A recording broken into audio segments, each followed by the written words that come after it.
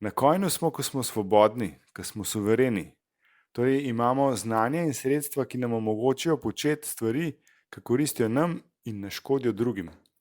Na coinu smo, ko se trudimo razumeti svet in se ne pustimo ujeti v pasti ideologij in politik. To je oddaja Na coinu, portala Decrypt, in z vami sva David, in Stane. V njej razpravljava o Bitcoinu na preprost način. zelo po domače. Če ti v družbi nerodno vprašati o kakšni stvari, Vprašaj najo in posnela bova odgovor. vprašanje pošlji na info@decrypt.com. Oziroma info@dakript.com.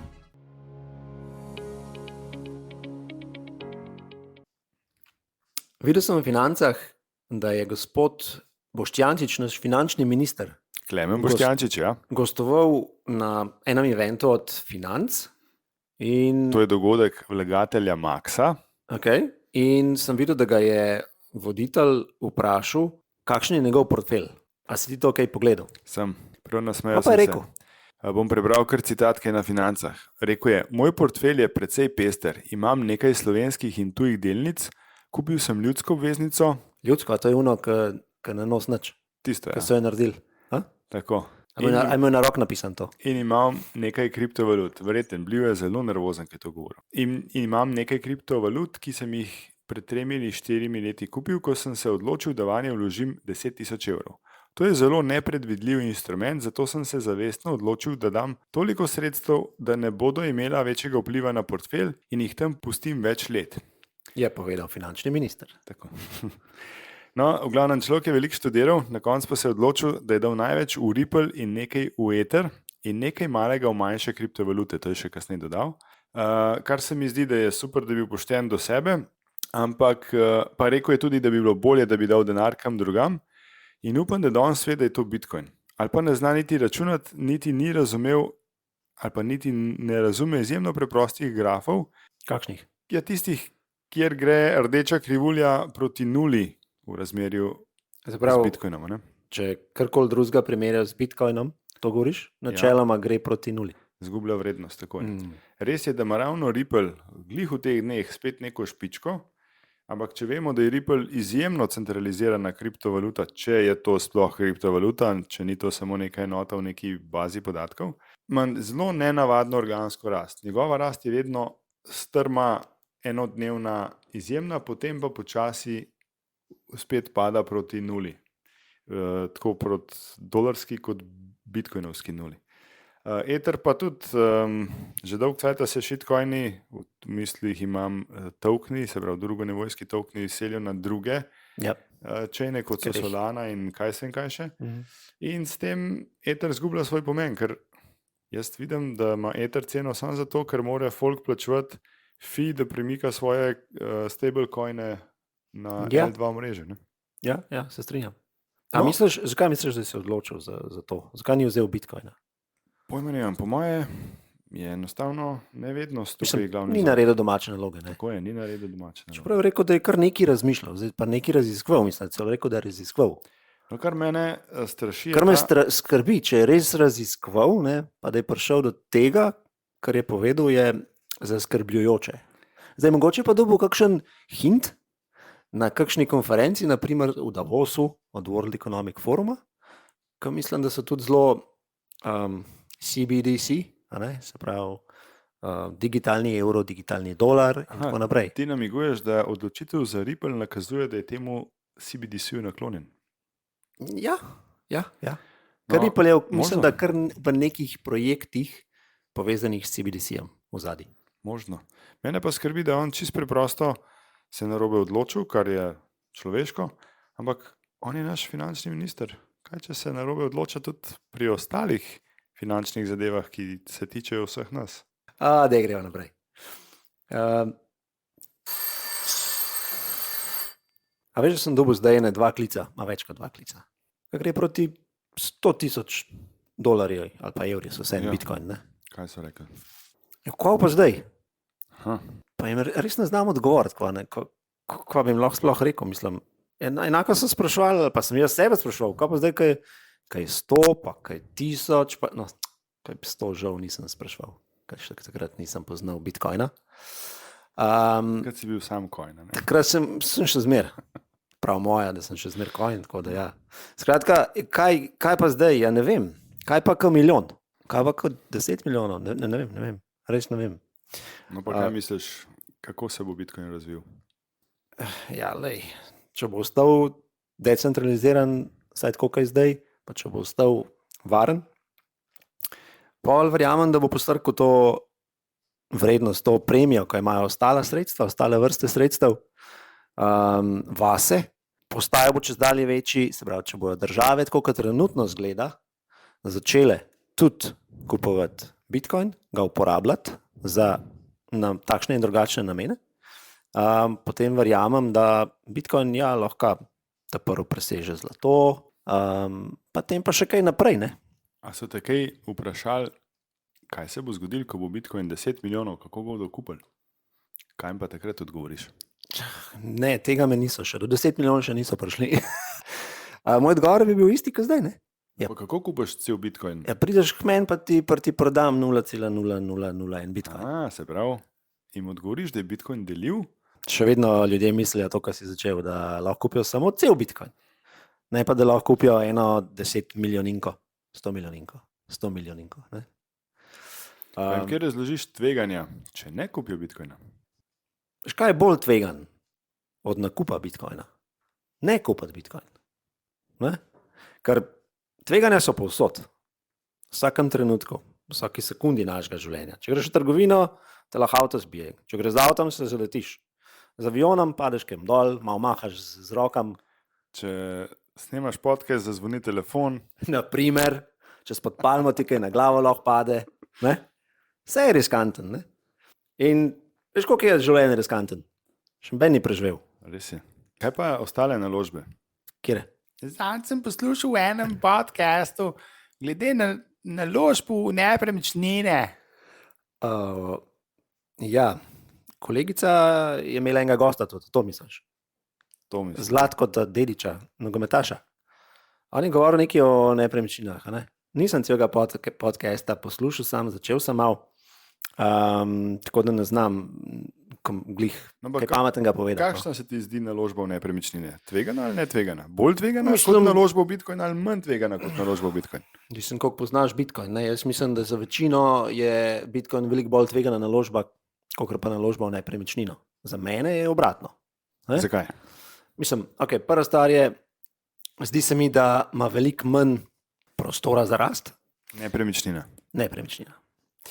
Druga stvar je, da vsebuje monetarno premijo v smislu, da je to zavarovanje pred inflacijo. In če Bitcoin bo začel srkati tudi iz trga nepremičnin, to vrednost, pomeni, da se bo ta premija zmanjšvala, kar pomeni, da bojo realna vrednost nepremičnin, ne tistih, ki so na elitnih lokacijah, ampak ostalih, lahko nižja postajala. Ne? Govoriš o tem, da bi se lahko ljudje odločali za investicijo v Bitcoin namesto v nepremičnine in ne bi imeli naložbenih nepremičnin. Ja, tudi. Ampak generalno, ne? Cena nepremičnin, realna, če Bitcoin bo res začel srkati to vrednost iz vseh trgov, potem bi mogla padati. Ne pomeni nominalno, ampak relativno proti Bitcoinu. Ne? Cena nepremičnin relativno proti Bitcoinu pada že. No, to drži. Ugotovila v rubriki Koliko to stane, ja. V prejšnji epizodi. Drži. Zdaj pa imaš pa tukaj pri nepremičnini še kar nekaj stvari za razmisliti. Ena je to, da imaš stroške, vedno. Zdaj, če imaš nepremičnino za oddajati, imaš tukaj tveganje, a boš dobil vse najemnine plačane ali ne. Potem se vedno kaj pokvar, plačati moraš ti. Tako da ja, ta donos, ne vem, koliko so te donosi zdaj z vsemi stroški odšteti, plus imaš tukaj še davek.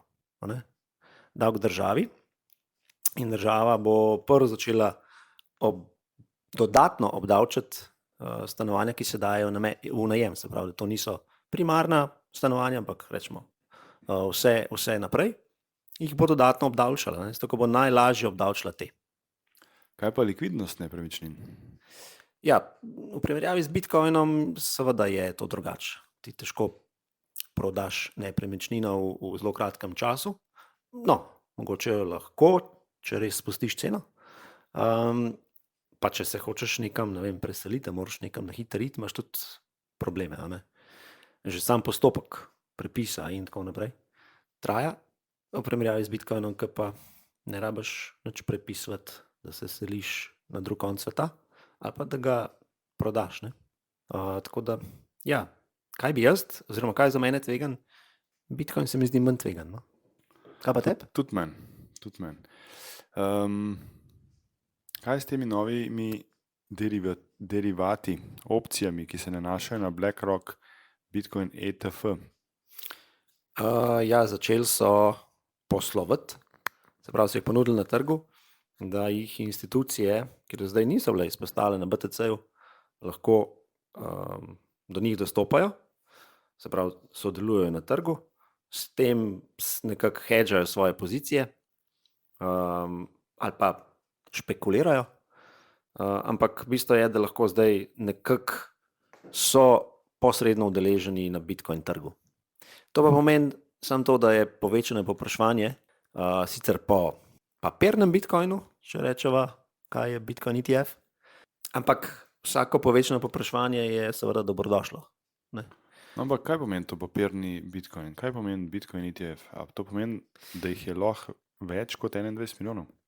V teoriji bi lahko to pomenilo. Ne? Zdaj ETF-i imajo svoja pravila, pravilnika, kako delajo, in če oni rečejo, da kupijo en Bitcoin, ga morajo pač kupiti dejansko. Ne?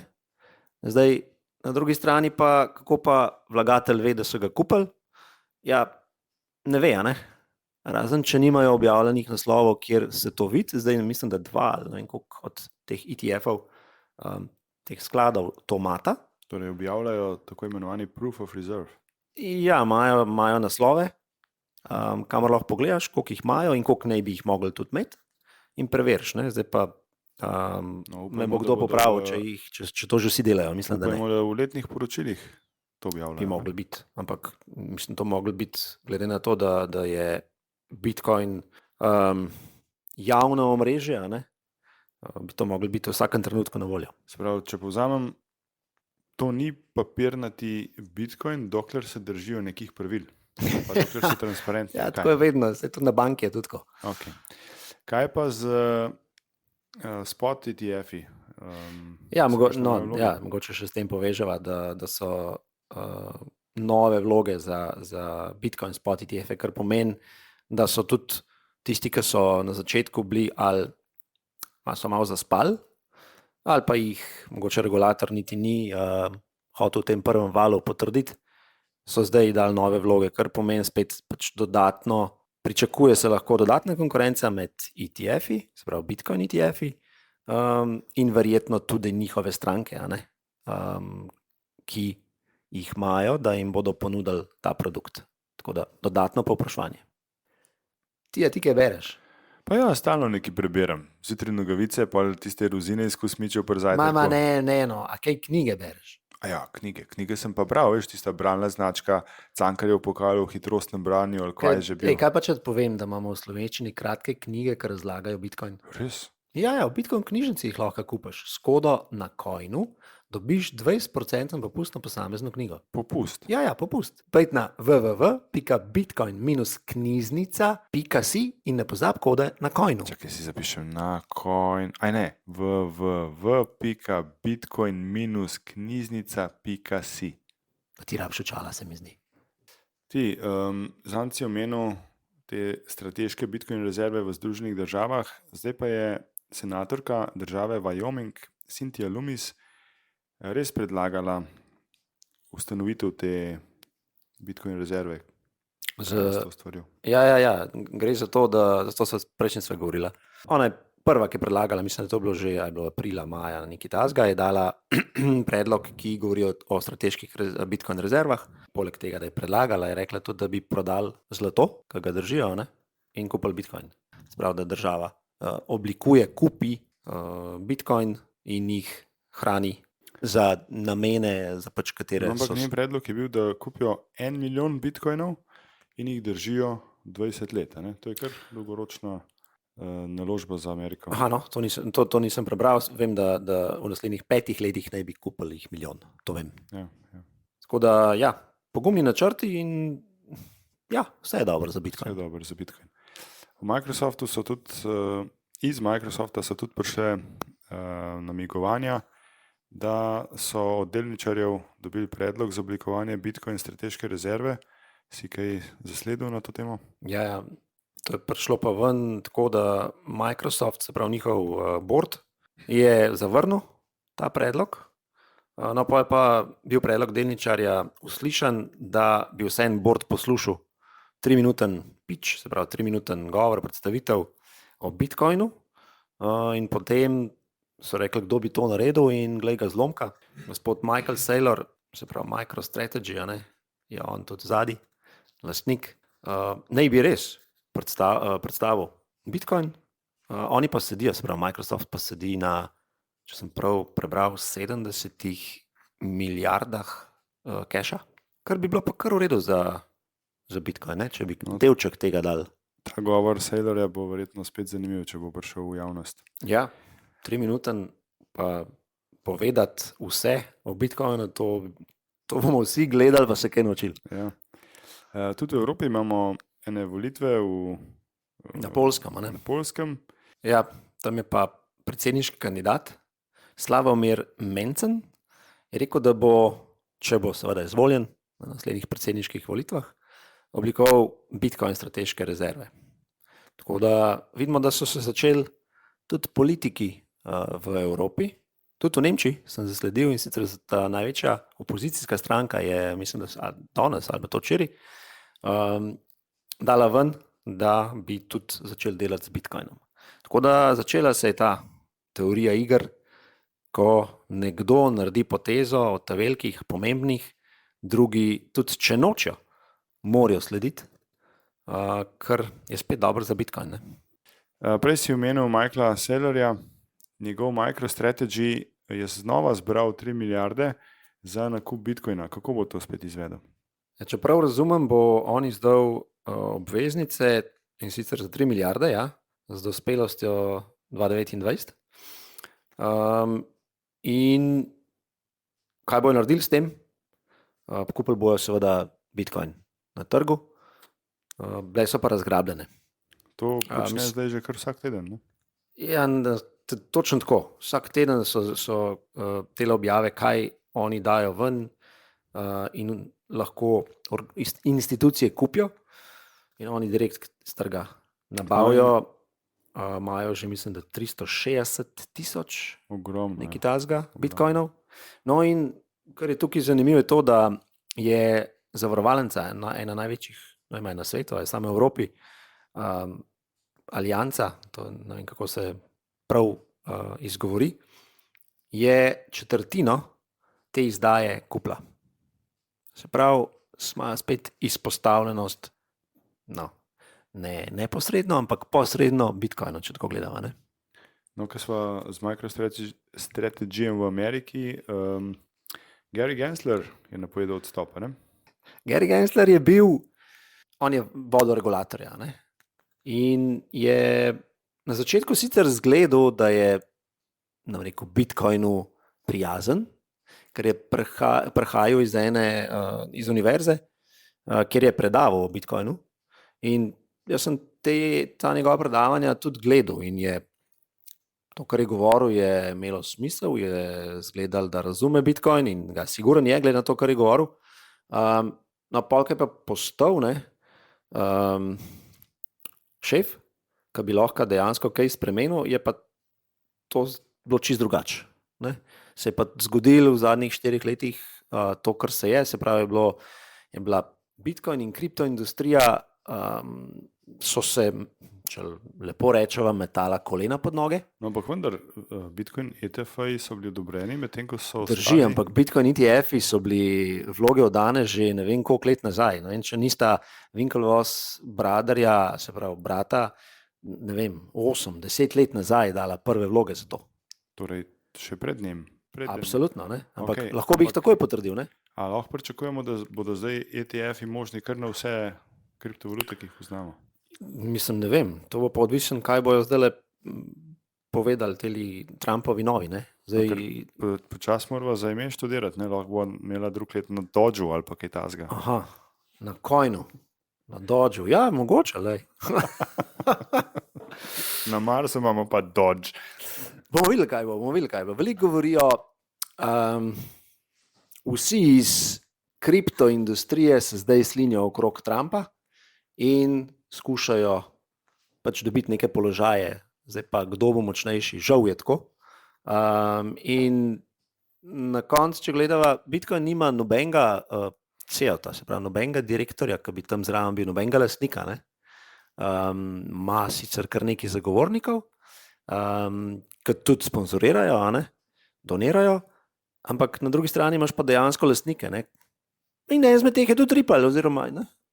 In podobne, in Solana, in Ether, in tako naprej, Ethereum, in tako naprej. Tako da veliko je tega, tam zdaj bomo pa videli, kaj bo. Jaz se bojim, da bo to ena zmešnjava ratala. No? Torej, volatilnost na trgu. Če gremo nazaj v Evropo, na Nizozemskem centralna banka teži spletnim trgovinam, da ne nehajo prodajati tiste darilne kartice, ki jih lahko kupimo z bitcoinom in v trgovinah unovčimo v evrih. Ja, drži. Se pravi, Nizozemska centralna banka je naredila korak naprej in je 10 spletnim trgovcem poslala pismo, da naj prenehajo s tem. Kar je zanimivo, oziroma ni zanimivo, je to, da so priznali, da ne vejo, če se dogaja kakršnokoli pranje denarja ali kaj podobnega, ampak se potencialno lahko. Ampak potencialno lahko se povsod. Ne? To je ta pristop regulatorja, ki se mi zdi, da je korak predaleč. In skušajo omejiti vse izhode, seveda iz in v fiat sistema. Ampak to je zdaj kar tipično za Evropo. Ja, Evropa je seveda šampion v regulaciji. Ne? Če po čem slovimo v zadnjih letih, je regulacija. In ta pretirana regulacija nas je privedla tle, kjer smo, do razpadajoče družbe in sistemov. In nič kaj lepega, vsaj v prihodnosti bližnji, se ne bo zgodil s takšno regulacijo. Tako da mi res rabimo deregulacijo. Kaj to pomeni, bomo videli. Ne? A to pomeni znotraj Evropske unije ali pa mogoče Evropska unija razpade, da bomo potem lahko tekmovali med država z državo in imeli malo večjo svobodo pri tem, kaj se dogaja v posamezni državi. Ne? Dokler bomo imeli ministre, ki kupujejo shitcoine, praviš, da ne bo dobro. Naj me preseneti. Hej, kam pa ti bo spravil svoj bitcoin? Ja, porka Madonna, Mandejana strojno denarnico. Če še nimaš, ima zate Bitcoin shop. Se veš, skodo na Coinu dobiš 5% popusta na vse denarnice in oblačila. www.bitcoin-shop.si. Najna poslušalka Jasna, ki se dolg časa ni oglasila, nekaj epizod, je spet nazaj. Kar dolg je ni bilo, ja. In sicer sprašuje, odkje sploh ime na Coinu? Ja, Jasna. Zdaj, da sva želela govoriti o Bitcoinu in vsem, kar je povezan z njim, se pravi o finančni svobodi, o osebni svobodi, o monetarnih politikah, družbenem ustroju in podobno. Se pravi, samo ime pa je osnovano na jezikovni posebnosti, ker angleška beseda coin ali kovanec, ki je del imena Bitcoin, izgovarjamo skoraj kot kon, torej pogovorno coin, s čimer v slovenščini označujemo velikega, prijaznega, lihoprstega kopitarja. Kva? Ja, to je žival, ki smo imeli do nedavno v skoraj vsaki štali, ne? In pred dobo traktorjev je on ključno pomagal pri kmečkih opravilih. Torej, na Coinu smo, kadar smo svobodni, kadar smo hitrejši, modrejši. V preteklosti je bil konjenik bistveno hitrejši kot pešec, lahko je šel dlje, in ker je bil više, je tudi videl dlje, kar recimo, da namiguje na modrost. Na Coinu so upodobili svetega Jurija, ki je s sulico in ščitom premagal zmaja, ki je predstavljal zlo in prekletstvo. Kje si to najdel? Svidel? Na Coinu smo, ko smo svobodni, ko smo suvereni. Torej imamo znanje in sredstva, ki nam omogočajo početi stvari, ki koristijo nam in ne škodijo drugim. Na Coinu smo, ko se trudimo razumeti svet in se ne pustimo ujeti v pasti ideologij in politik. Bitcoin ethos je osnovan tudi na reku Don't trust, verify. Ne verjemi, preveri. In nama se zdi, da če to prakticiraš v življenju, boš lažji na Coinu, kot če slepo slediš ljudem okoli sebe, ali pa Bog ne daj tistmu, kar trobijo mediji monopolov, tako levih kot desnih, rdečih ali pa črnih. Bitcoin, čeprav digitalna dobrina, je osnovan na proof of work mehanizmu, se pravi na potrdilu o fizičnem delu, ki nam zagotavlja, da je goljufija izjemno draga, da se ne splača. Če to spet malo raztegnem, nas to uči, da je treba nekaj delati, se učiti, pa ostanemo na Coinu. Evo, jasno, zato je ime oddaji na Coinu. Mater, tole si pa ti naštudiral. Ja, to je vse, kar študiram. Zdaj pa če greva naprej, kaj govoriva tole, ne? Zdaj na Coinu ni sam Bitcoin, ampak so stvari povezane z njim, svoboda govora, suverenost posameznika in tako naprej. In se lahko premakneva na Nostr. To smo že večkrat omenili, ne? Ja. Kaj je sploh Nostr, da te ponoviva? Ja, to je alternativa recimo Twitterju, omrežju X, se pravi neko socialno omrežje, kjer pa si podatke lastimo sami. Čeprav je decentralizirano socialno omrežje. Ne? No, pa še to. Pa če greva še nivo višji, v bistvu gre za nov protokol. In Nostr ne bi bil nov protokol, nov internet, če tako rečeva. In na temu so zgrajene nove aplikacije, ki ne bi bile bolj decentralizirane in naj bi lastniki podatkov bili mi. Tako. No in na Nostru živi tudi oddaja na Coinu. Koliko imamo mi 2 sledilcev? Imamo že 12 sledilcev. Se pravi, enega novega. To je en več kot prejšnji teden. Samo še 3 leta in bova podelila knjigo, kar obljubljava že nekaj cajta, in to ne kar vsako knjigo. To je The Bitcoin Standard, oziroma Bitcoin Standard. V slovenščini, podpisan strani predsednika Bitcoin društva Slovenije, drži. Tako je, Tonija Čepona. Dajte prestopiti na svobodnejšo stran, poglejte ta Nostr, recimo en klient, ki je tako na desktop računalnikih kot na mobilnih. Kaj je klient? Aplikacija, ne? Aplikacija je Primal, se pravi v brskalniku vtipkajte primal.net recimo in ustvarite profil, pa poiščite oddajo na Coinu. Ja. Ne na Conju, na Coinu. Tako. Če ne veste, od kje je ime, pejte v njih 2 minuti predtem. Poslušate, ne? In Primal je dal novo verzijo ven, 2.0, posodobljena, zelo pregledna. Se pravi, kaj je še posebnost te aplikacije, je to ne samo, da pač lahko spremljaš, tako kot pri Twitterju, vsem, kaj jim slediš.